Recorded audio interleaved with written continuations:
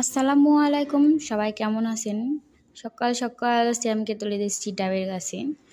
কাজের লোক থাকলে আর কাজের সমস্যা হয় না, কারণ এরা বলতেই কাজ করে, খুব আগ্রহী।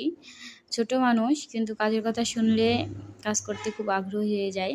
আর এরকম 4-5টা বাড়িতে থাকলে তো আর কথাই নেই, কাজ করাই লাগে না, খালি মুখে বললেই হয়ে যায়। তো এই যে সব ধরে আসছে মই, আর একজন উপরে উঠে খুব ডাব নামাচ্ছে।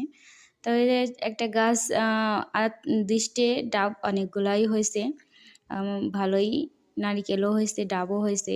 তো আসলে গাছটাই আমাদের মরে যাচ্ছে, কারণ পোকা লাগছে গাছে। মানে যত্ন না নিলে যা হয়, যত্নও নেওয়া হয় না, খেয়াল করা হয় না, সেই জন্য ডাবের গাছটা এইভাবে নষ্ট হয়ে গেছে।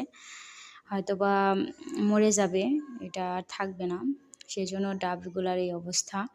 তো সেই জন্য আমরা সব ডাবগুলা কেটে নিচ্ছি। তো সেই জন্য সিয়াম উঠছে গাছে।